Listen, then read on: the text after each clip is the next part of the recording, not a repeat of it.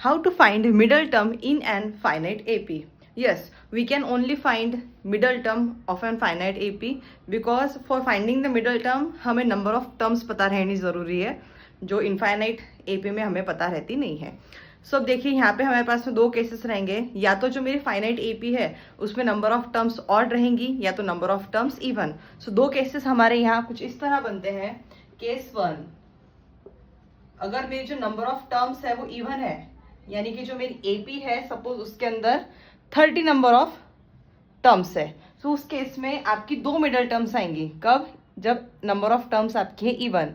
तो यहाँ पे मिडल टर्म निकालने का फॉर्मूला पहला रहेगा हमारा, middle term is equals to n upon टूथ टर्म, यानी कि जो n अपॉन टूथ टर्म है वो मेरी क्या रहेंगी? Middle term. और दूसरा मिडल टर्म जो रहेगा हमारा वो रहेंगी n upon two plus term. Okay, if अगर मेरी यहाँ पे n की वैल्यू 30 है, 30 नंबर ऑफ टर्म्स है मेरे पास में, तो पहली मिडल टर्म हो गई 30 अपॉन टू 15, दूसरी हो गई 30 अपॉन टू प्लस 1 यानी कि 16. सो ये हो गई मेरी दो मिडल टर्म्स जब है मेरे पास में n इवन नंबर. अब इनकी value of the term, value भी तो बतानी पड़ेगी ना आपको कि उसकी वैल्यू क्या है वो मिडल टर्म की. तो जो हमारा फॉर्मूला था a plus n minus one into d, उसके अंदर हम n को सिंपल रिप्लेस कर देंगे इससे n अपॉन टू से, और दूसरे में n upon two plus one से. सो यहाँ हमारा फॉर्मूला बन जाएगा a plus n upon two minus one into D. दूसरा फॉर्मूला a प्लस, अब इसे रिप्लेस करेंगे हम n upon two plus one, ये माइनस वन ऑलरेडी है, into D. Plus one minus one cancel, we get a plus n upon two into D. So जब मेरी number of terms finite AP की even है तो middle term और उनकी value हम कुछ इस तरह लिखेंगे.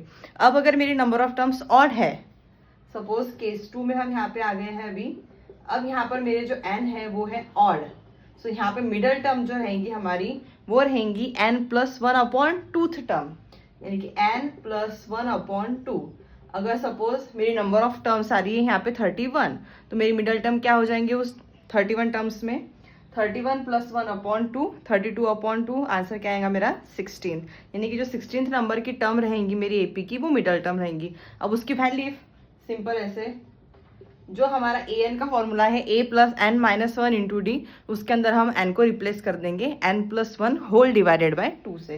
तो यहाँ पे हमारा आंसर आ जाएगा a plus n plus one upon two minus one into D.